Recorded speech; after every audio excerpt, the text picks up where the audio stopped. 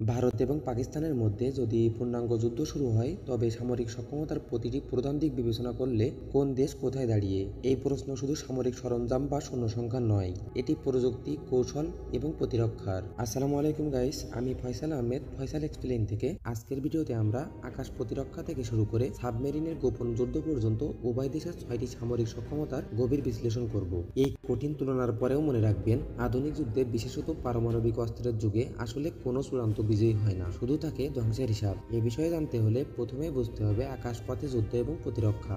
আকাশপথে যুদ্ধ হবে এই সংঘাতের সবচেয়ে দ্রুত এবং চূড়ান্ত পর্যায়। ভারতের বিমান বাহিনী আকার ও প্রযুক্তির দিক থেকে অনেক বেশি শক্তিশালী এবং বৈচিত্র্যপূর্ণ। তাদের অস্ত্রাগারে রাফাল এবং সুখোই SU-30MK এর মতো বিশ্বের অন্যতম সেরা যুদ্ধ বিমান রয়েছে, যা আক্রমণের ক্ষেত্রে ভারতকে বিশাল সুবিধা দেয়। বিশেষ করে ব্রহ্মোস ক্ষেপণাস্ত্রের কারণে তাদের আক্রমণাত্মক সক্ষমতা অনেক বেশি। অন্যদিকে যদি আমরা পাকিস্তানের দিকে তাকাই, পাকিস্তানের বিমান বাহিনী আকারে ছোট হলেও তাদের F-16 এবং GF-17 এর মাধ্যমে দ্রুত আধুনিকায়ন করছে। তারা ফাস্ট রেসপন্স এবং লো লেভেল অ্যাটাক কৌশলে দক্ষ। আকাশ প্রতিরক্ষার ক্ষেত্রে ভারত S-400 ট্যাঙ্কের মতো অত্যাধুনিক ক্ষেপণাস্ত্র ব্যবস্থা মোতায়েন করছে, যা আকাশসীমাকে শক্তিশালী সুরক্ষা দেয়। আকাশপথে ভারতের আকার ও প্রযুক্তির সুবিধা স্পষ্ট, কিন্তু পাকিস্তানের প্রতি আক্রমণ ক্ষমতাও উপেক্ষা করার মতো নয়। নৌ সক্ষমতার ক্ষেত্রে ভারতের নৌবাহিনীর শ্রেষ্ঠত্ব সুস্পষ্ট। এটি বিশাল এবং বিমানবাহী রণতরী এবং ডেস্ট্রয়ার এর মাধ্যমে ভারত মহাসাগরে আধিপত্য বজায় রাখতে সক্ষম।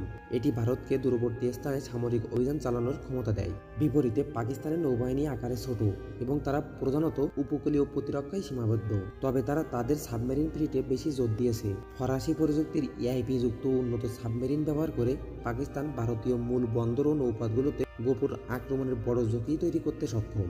যদিও পরিচালিত নৌযুদ্ধে ভারত এগিয়ে, সাবমেরিন যুদ্ধে পাকিস্তানের গোপন আক্রমণের কৌশল ভারতের জন্য গুরুতর চ্যালেঞ্জ। এখন আমরা জানব দূরপাল্লার মিসাইল এবং ক্ষেপণাস্ত্রের সক্ষমতা। আধুনিক যুদ্ধে মিসাইল এবং ক্ষেপণাস্ত্রই হল প্রধান অস্ত্র। পরিচালিত ক্রুজ মিসাইলের ক্ষেত্রে ভারত ব্রহ্মোস নামক সুপারসনিক ক্রুজ মিসাইলের কারণে বিশ্বসেরা। এর উচ্চগতি এবং নির্ভুলতা ভারতকে বিশাল সুবিধা দেয়। পারমাণবিক মিসাইলগুলোর মধ্যে ভারতের রয়েছে পৃথ্বী ও অগ্নি সিরিজের মিসাইল, যার পাল্লাও অনেক বেশি। অন্যদিকে পাকিস্তানের রয়েছে শাহিন, হাতেব এবং গজনভি মিসাইল, যা তুলনামূলকভাবে কম পাল্লার। তবে পারমাণবিক অস্ত্র প্রথম ব্যবহারের নীতি থাকার কারণে পাকিস্তানের কৌশলগত মিসাইলগুলো ভারতীয় সেনাবাহিনীর জন্য বড় ঝুঁকি সৃষ্টি করতে পারে। এই নীতি সংঘাতকে দ্রুত পারমাণবিক স্তরে নিয়ে যেতে পারে। গোয়েন্দা নেটওয়ার্ক ও কৌশলগত সক্ষমতা।